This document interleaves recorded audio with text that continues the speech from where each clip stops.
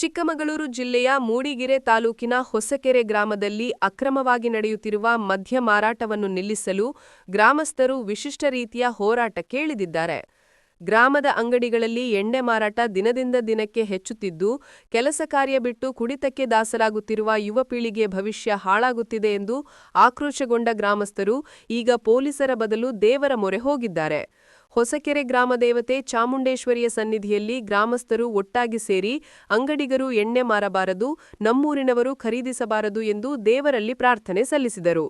ಅಕ್ರಮ ಮದ್ಯ ಮಾರಾಟದ ಬಗ್ಗೆ ಪೊಲೀಸರಿಗೆ ಹಲವು ಬಾರಿ ಮಾಹಿತಿ ನೀಡಿದರೂ ಯಾವುದೇ ಕ್ರಮ ಕೈಗೊಳ್ಳಲಾಗಿಲ್ಲ. ಖಾಕಿಯಿಂದ ಆಗದ ಕೆಲಸವನ್ನು ದೇವರೇ ಮಾಡಿಕೊಡು ಎಂದು ಗ್ರಾಮಸ್ಥರು ಮೊರೆಯಿಟ್ಟರು.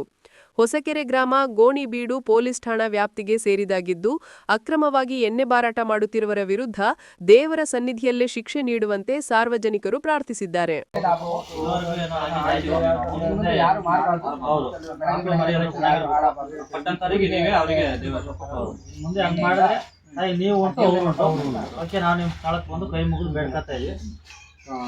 ಕೊಡಬಾರ್ದು ಅನ್ನೋ ಮನಸ್ಸು ಬರಲಿ, ಪ್ರತಿಯೊಬ್ಬರಿಗೂ ಒಳ್ಳೆಯದಾಗಲಿ, ಎಲ್ಲ ಚೆನ್ನಾಗಿದ್ರೆ ಚೆನ್ನಾಗಿದೆ.